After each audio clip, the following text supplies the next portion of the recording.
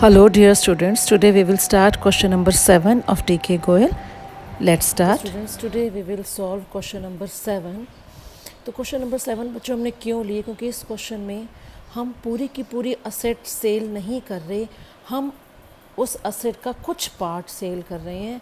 तो sale of some part of an asset, इसमें दो तीन असेट हैं, दो तीन हमारे पास प्लांट एंड मशीनरी हैं, लेकिन हम एक मशीनरी का कुछ पार्ट बेच रहे हैं। So let's start this question. First of all we will read the statement of this question. ये समरी बना के रखी हुई थी मैंने, तो बच्चों स्टार्ट करें। On 1st April 2010 A company purchase plant and machinery for ₹2 lakh. 2 lakh की मशीनरी ली है 1 अप्रैल को। तो बच्चों जब भी ये क्वेश्चन सॉल्व करना है हम पहले एक समरी बना के रख लेंगे। देखो 1/4/2010 को 2 लाख की हमने प्लांट एंड मशीनरी ली है।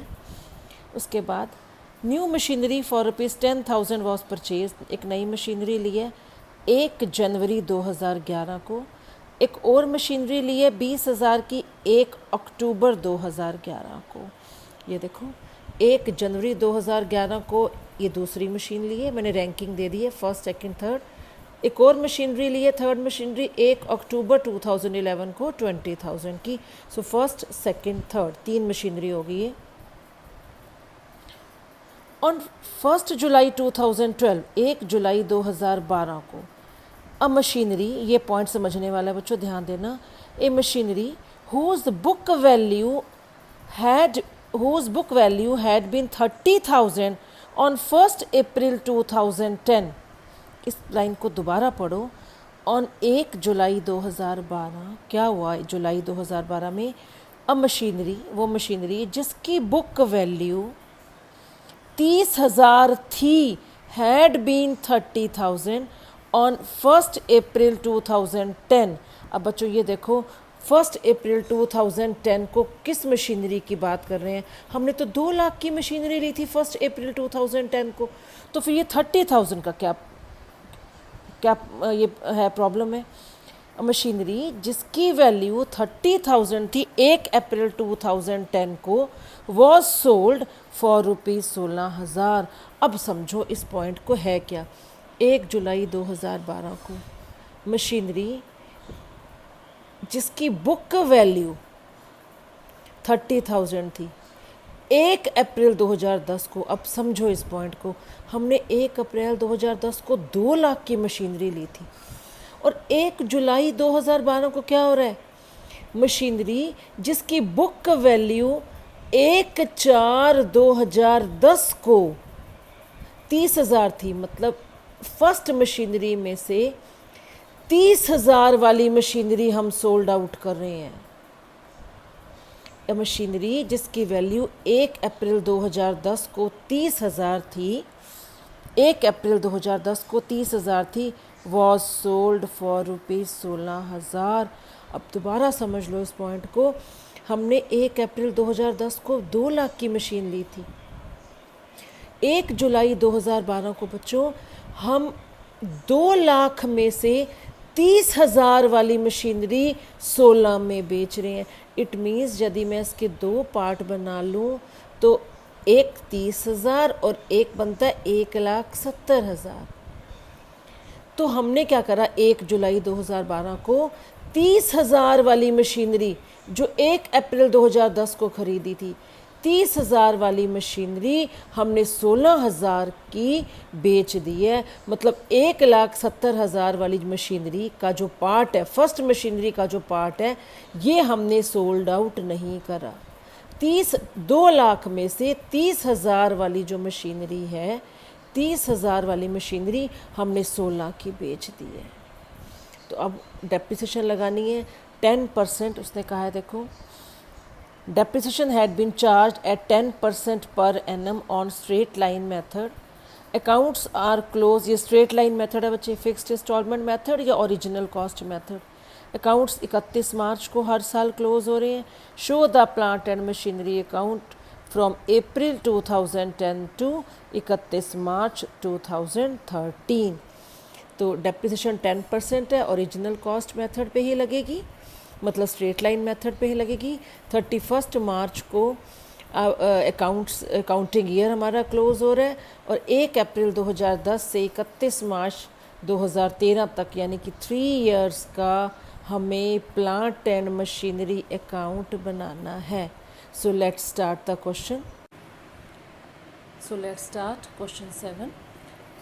प्लांट एंड मशीनरी अकाउंट अभी बताया कि 3 साल का बनाना है। सो पहला साल के बच्चों 1 अप्रैल 2010 को 2 लाख की फर्स्ट मशीन ली है।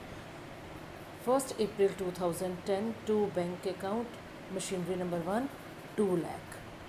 आगे देखो 1 जनवरी 2011 बच्चों इस साल का एंड करो। जो साल 1 अप्रैल को शुरू हुआ है ये ख़त्म कब होगा? 31 मार्च 2011। पहले साल का एंड 31 मार्च 11 इट मीन्स 1 जनवरी 11 इन दोनों के बीच में आता है। इट मीन्स ये सेकंड मशीनरी भी पहले साल ही बाय की गई है। 1 जनवरी 2011 इन दोनों डेट्स के बीच में आ रहा है बच्चों। इट मीन्स ये जो सेकंड मशीनरी खरीदी है 10,000 रुपीज़ वाली वो भी पहले साल की है। 1 जनवरी 11 10,000। 1 जनवरी 2011 टू बैंक अकाउंट ये 10,000। ये 2 मशीनरी। थर्ड मशीनरी का भी देख लेते हैं। ये 1 अक्टूबर 11 में खरीदी है। इट मीन्स सेकेंड ईयर में मार्च के बाद दूसरा साल आ जाता है, दूसरा फाइनेंशियल ईयर आ जाता है। इट मीन्स ये वाली मशीनरी 20,000 वाली ये हमने सेकेंड ईयर में खरीदी है। तो अभी हमने फर्स्ट ईयर पे ही हैं। तो फर्स्ट मशीनरी 2 लाख की, दूसरी मशीनरी 10,000 की। बस अब पहले साल का डेप्रिसिएशन निकालते हैं। 1 अप्रैल को साल शुरू हुआ है, ख़त्म कब होगा? 31 मार्च सन 2011। 1 अप्रैल 2010 को स्टार्ट है, 31 मार्च 2011 को ख़त्म। बाय डेप्रिसिएशन अकाउंट बच्चों इस साल कितनी मशीनें हैं हमारे पास? 2 हैं। एक 2 लाख वाली, एक 10,000 वाली। देखो मशीनरी नंबर 1, मशीनरी नंबर 2। इसका डेप्रिसिएशन लगाओ। 2 लाख का 10% क्योंकि हमारा जो डेप्रिसिएशन की रेट है दैट इज़ 10%। लगाओ अब 2 लाख का 10% 20,000 आ गया। उसके बाद ये 10,000 ओरिजिनल कॉस्ट है, ओरिजिनल पे ही लगाना है हमने। 10,000 का 10% 1,000। यहाँ पे 250 कैसे लिखा है? 10,000 का ओरिजिनल पे लगाना है ना बच्चों। 10,000 का 10% 1,000 आना चाहिए। आप ये देखो ये सेकंड ये वाली मशीन हमने 1 जनवरी को लिया है। इट मीन्स 3 मंथ ही तो यूज़ करी बस। 1 जनवरी से 31 मार्च तक, पूरा जनवरी, पूरा फरवरी, पूरा मार्च, ये 3 मंथ्स का डेप्रिसिएशन लगा हुआ है। इट मीन्स यहाँ पे निकाल के दिखाती हूँ, 10,000 इंटू 10/100 इंटू 3/12 दैट इज़ 250। ये 3 मंथ्स का डेप्रिसिएशन है। तो दोनों मशीनों का डेप्रिसिएशन हो गया 20,250 रुपये। तो बैलेंसिंग करो।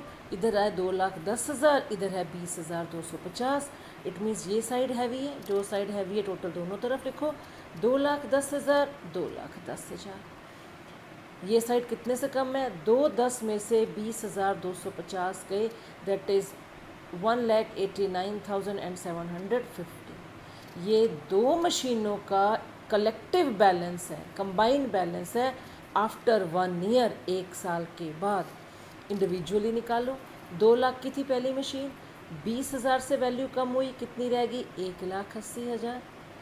दूसरी मशीनरी 10,000 की थी, 250 रुपीज़ से डेप्रिसिएशन लगा है, 250 रुपये से वैल्यू रिड्यूस हुई है, कितनी वैल्यू रहेगी 1 साल के बाद? 9,750। तो पहला साल क्लोज। देखो डबल लाइन लगा दी, it means first year close. अब ये 2 मशीनें बच्चों नेक्स्ट ईयर भी वर्क करेंगी क्योंकि अभी हमने सेल नहीं करी। तो ये इन दोनों मशीनों का बैलेंस अलॉन्ग विद डिटेल आगे लेकर आओ। तो पहला साल 1 अप्रैल 2010, दूसरा साल ओपन कब होगा? 1 अप्रैल 2011।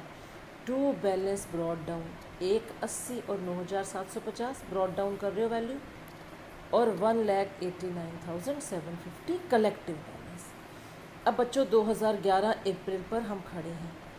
अब सेकेंड ईयर में और क्या हुआ देखो, 1 अप्रैल 11 पे खड़े हम, दूसरा साल शुरू हुआ है।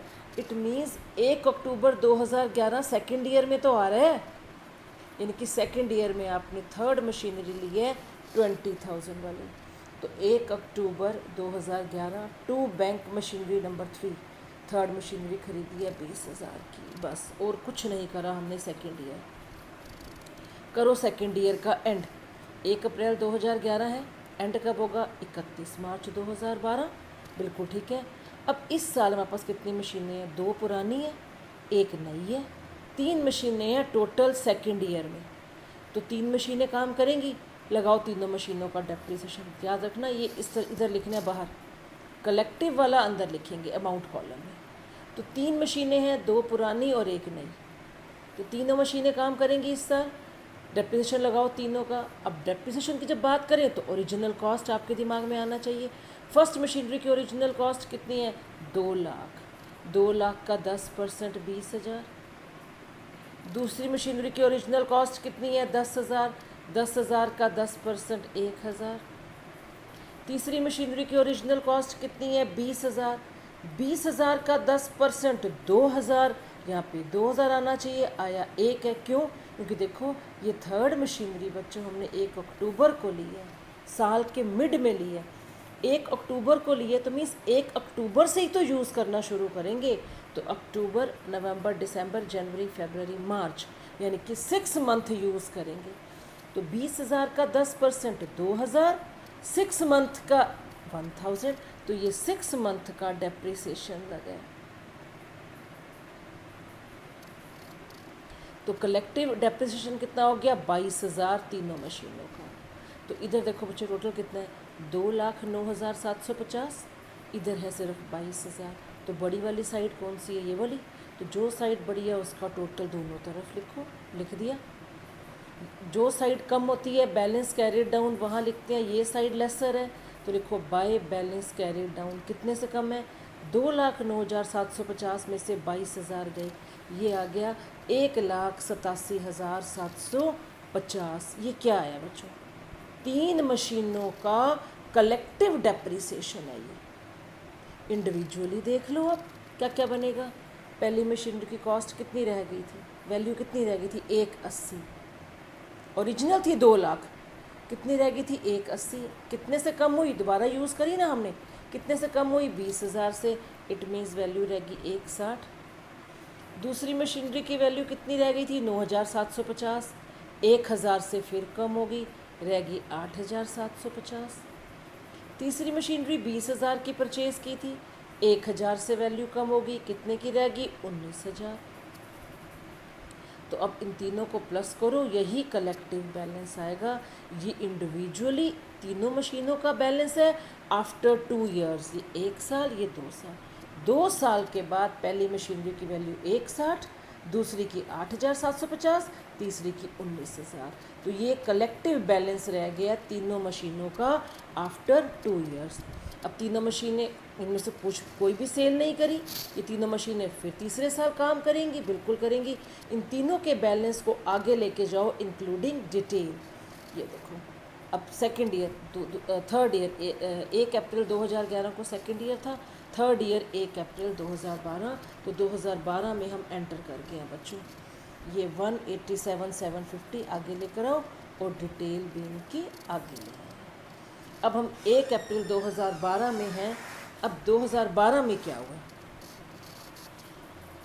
1 जुलाई 2012 हमारा थर्ड ईयर शुरू हुआ 1 अप्रैल को, 3 महीने के बाद। 1 जुलाई 2012 को एक मशीनरी जिसकी बुक वैल्यू 30,000 थी, सोल्ड फॉर ₹16,000। 30,000 की बुक वैल्यू, ये मशीनरी खरीदी कब थी? 30,000 वाली 1 अप्रैल को खरीदी थी। यानी कि इस मशीनरी में से, इस टोटल मशीनरी में से 30,000 वाली मशीनरी हमने 16,000 की बेची है। स्टेटमेंट को अंडरस्टैंड करना बहुत ज़रूरी है। जो फर्स्ट मशीनरी थी 1 अप्रैल वाली, वो टोटल 2 लाख की ली थी। इसमें से 30,000 वाली मशीनरी, मतलब 2 लाख में से कुछ पार्ट, 30,000 वाला पार्ट जो है हम 16,000 की बेच रहे हैं। तो अब इस पोर्शन को करेंगे, लो ध्यान दो। बाय बैंक, ये सेल की एंट्री, परचेज की एंट्री ऑलवेज इस तरफ करते हैं, टू बैंक। ये बाय बैंक सेल, यहाँ पे लिख सकते हो sale of some part of first machine. तो ये हमने सेल करी है 16,000 में। देखो पूरी मशीनरी नहीं बच्चों, फर्स्ट मशीनरी का कुछ पार्ट हमने 16,000 का सेल करा है। अब आपको मैंने बताया था, जब भी मशीनरी सेल करते हैं आप उसकी डेट देख लो, कब सेल करिए। 1 जुलाई को सेल करिए, यानी कि 1 अप्रैल से 1 जुलाई तक। 1 जुलाई को सेल करी मतलब 30 जून तक ये मशीनरी यूज़ करी है, बिल्कुल करी है। इट मीन्स 1 अप्रैल से लेकर 30 जून का डेप्रिसिएशन लगाओ, क्योंकि डेप्रिसिएशन कौन कौन से मंथ का लगता है, जितने मंथ आप उस मशीनरी को यूज़ कर रहे हो। तो हमने 1 अप्रैल से लेकर 30 जून, अप्रैल मई जून, 3 मंथ्स हमने यूज़ करी है ये मशीनरी, तो 3 मंथ्स का डेप्रिसिएशन लगाओ। अब जो मशीनरी बेची है इसकी बुक वैल्यू कितनी थी, ओरिजिनल कॉस्ट कितनी थी इस मशीनरी की, अभी आपको बताया स्टेटमेंट में। जो मशीनरी 16,000 की बेची है, एक्चुअली इसकी ओरिजिनल कॉस्ट कितनी थी, 30,000। बच्चों 2 लाख नहीं थी, याद रखना। जो मशीनरी 16,000 की बेची है इसकी ओरिजिनल कॉस्ट थी 30,000, और डेप्रिसिएशन ऑलवेज ओरिजिनल कॉस्ट पे लगेगा। देखो 30,000 पे लगा है, यानी कि 30,000 यहाँ पे करके दिखाती हूँ, 30,000 इंटू 10/100, और 3 मंथ हमने यूज़ करी है। 2 लाख वाली पूरी मशीनरी थी हमारी, हमने 2 लाख वाली मशीनरी में से 30,000 वाली मशीनरी 16,000 की बेची है। इट मीन्स जो मशीन हमने बेची है बच्चों 16,000 वाली मशीन, इसकी ओरिजिनल कॉस्ट क्या थी, इसकी 30,000 थी। तो 30,000 का 30,000 इंटू 10/100 इंटू 3/12, यानी कि 750 इसका डेप्रिसिएशन आ गया है। अब जो मशीनरी सेल करी है, ठीक है, उसका प्रॉफिट या लॉस तो होगा ही होगा, या प्रॉफिट पे बिकी होगी मशीनरी या लॉस पे। तो बच्चे प्रॉफिट या लॉस निकालो, और प्रॉफिट या लॉस निकालने के लिए मैंने आपको कल स्टेप बताया था। प्रॉफिट या लॉस निकालने के लिए सेल अमाउंट में बच्चों जो भी हमने मशीनरी सेल करी है उसमें डेप्रिसिएशन प्लस कर देते हैं, और उसके बाद जो बैलेंसिंग वाली वैल्यू है उसमें से इसको लेस करते हैं। देखो आपको प्रॉफिट या लॉस निकालना है, सेल वैल्यू में डेप्रिसिएशन का अमाउंट ऐड कर दो, 16,000 में 750 ऐड कर दो, ये क्या आ गया 16,750। अब इसकी वैल्यू थी कितनी, यहाँ देखो इसकी वैल्यू कितनी थी, ये 160 क्या है बच्चों, 160 इसकी डिमिनिशिंग वैल्यू है। 160 क्या है, डिमिनिशिंग वैल्यू। तो अब प्रॉफिट और लॉस निकालने के लिए क्या करेंगे, जब एक मशीनरी हमने सेल करी है उसका डेप्रिसिएशन निकाला 3 मंथ्स का, अब जब सेल होगी तो प्रॉफिट या लॉस निकलेगा। अब देखो लॉस या प्रॉफिट निकालने के लिए क्या करेंगे, 160 ये क्या है बच्चों, ये फर्स्ट मशीनरी, ये एंटायर फर्स्ट मशीनरी की बैलेंसिंग वैल्यू है। हमने फर्स्ट मशीनरी पूरी नहीं सेल करी बच्चों, समझो इस पॉइंट को, हमने फर्स्ट मशीनरी पूरी नहीं सेल करी, लेकिन ये जो 1,60,000 पूरी मशीनरी की वैल्यू है, जो 2 साल के बाद, 1 और 2 साल के बाद ये पूरी फर्स्ट मशीनरी की वैल्यू रह गई है। इसको डिमिनिशिंग वैल्यू बोलते हैं, रिड्यूस्ड वैल्यू, जो कम होकर रह गई है वो है 1,60,000। तो अब हम किसकी बात कर रहे हैं, अब जो सेल कर रहे हैं, डेप्रिसिएशन लगाया है, या जो लॉस निकाल रहे हैं, ये किसका, पूरी फर्स्ट मशीनरी कोई बेची है, नहीं। फर्स्ट मशीनरी में जो 30,000 वाली मशीनरी है वो हमने 16,000 की बेची है। हम फर्स्ट मशीनरी का जो कुछ पार्ट बेचा है उसका प्रॉफिट या लॉस निकाल रहे हैं। पूरी फर्स्ट मशीनरी हमने सेल नहीं करी, तो हम क्या करेंगे, अब देखो ये 1,60,000 जो रिड्यूस्ड वैल्यू है, जो डिमिनिशिंग वैल्यू है, जो बैलेंस्ड वैल्यू है, ये पूरी मशीनरी की है। हमें क्या निकालनी है, 30,000 वाली मशीनरी की बैलेंस्ड वैल्यू निकालनी है, रिड्यूस्ड वैल्यू निकालनी है।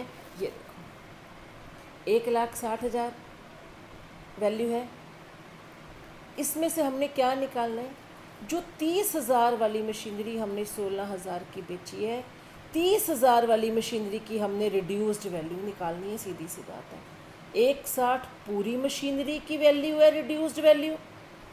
ये 30,000 ओरिजिनल कॉस्ट है, कौन सी, वो मशीनरी जो बेची है हमने, जो ओरिजिनल वैल्यू कॉस्ट है 30,000 वाली, 30,000 वाली मशीनरी की हमने रिड्यूस्ड वैल्यू निकालनी है। तो 30,000 ये किस में से थी, 2 लाख वाली मशीनरी में से थी, इंटू 1,60,000, ये 24,000 क्या आया, समझो ये 30,000 ओरिजिनल कॉस्ट थी बच्चों, किसकी? जो मशीनरी बेची है, 30,000 ओरिजिनल कॉस्ट थी। इसी मशीनरी की ये रिड्यूस्ड वैल्यू है। इट मीन्स यहाँ देखो,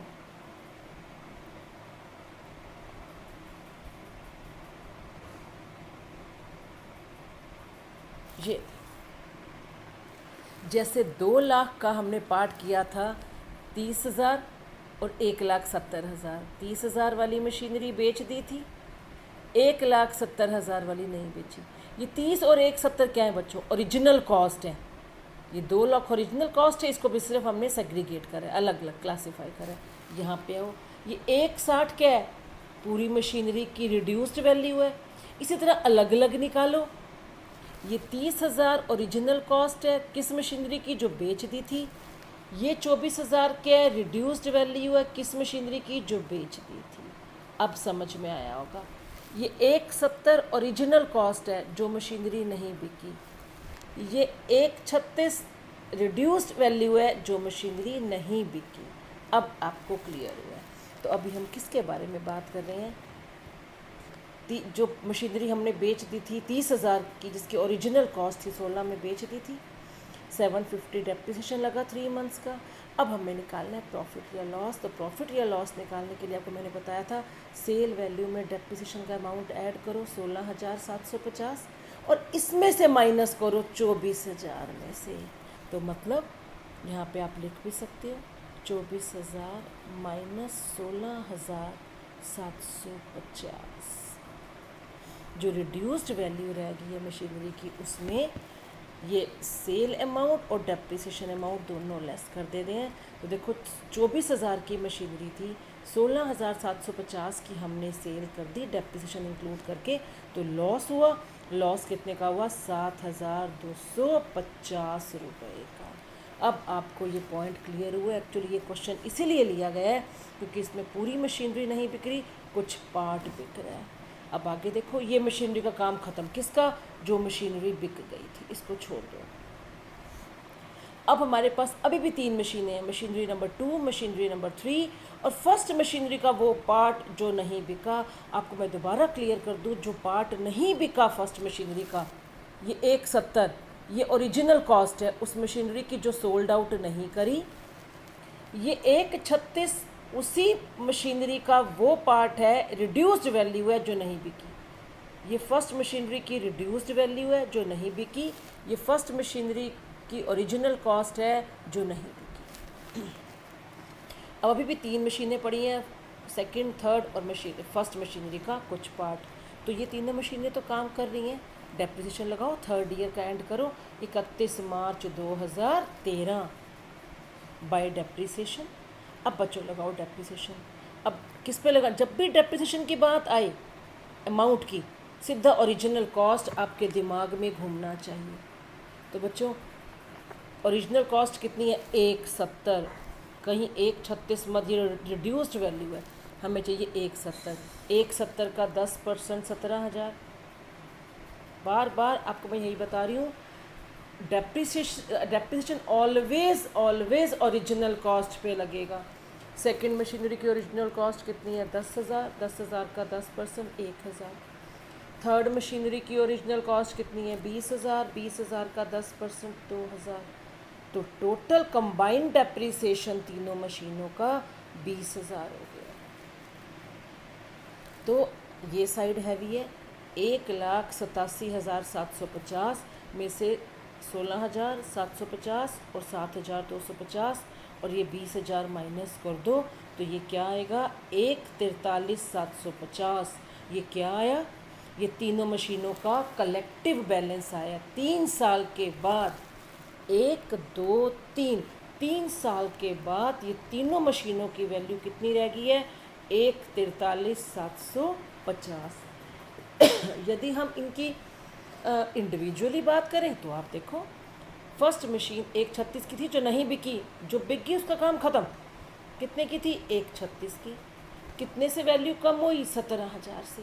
1,36 में से 17 गए, 1,19,000 रहेगी फर्स्ट मशीनरी की वैल्यू। दूसरी मशीनरी कितने की थी? 8,750 की।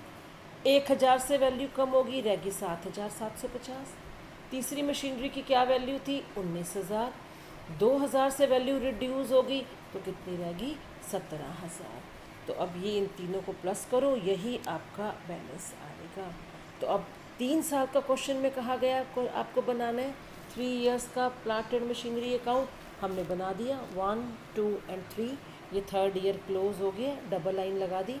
तो बच्चों ये जो बैलेंस है, जो तीनों मशीनें अभी नहीं सोल्ड आउट हुई, इन तीनों के बैलेंस को आपने फोर्थ ईयर में ब्रॉड डाउन करके क्वेश्चन को ख़त्म करना है। तो फोर्थ ईयर हमारा कौन सा बनेगा, ये 1 अप्रैल 12 तीसरा साल है, चौथा साल बनेगा 1 अप्रैल 2013। इसको आगे लेके जाओ टू बैलेंस ब्रॉड डाउन, ये तीनों मशीनरी का combine balance along with detail आगे लेके जानी है। यदि आप लास्ट ईयर का बैलेंस अगले साल कैरी फॉरवर्ड नहीं करोगे तो आपका 1 मार्क डिडक्ट हो जाएगा। इसको कैरी फॉरवर्ड यानी कि ब्रॉड डाउन ज़रूर करना है। तो इस तरह के क्वेश्चन बच्चों आप घर पे रिवाइज़ करो, जिसमें मशीनरी का कुछ पार्ट सोल्ड आउट हो रहा है और कुछ पार्ट सोल्ड आउट नहीं हो रहा। तो आप इसकी तैयारी करो। Till then bye bye.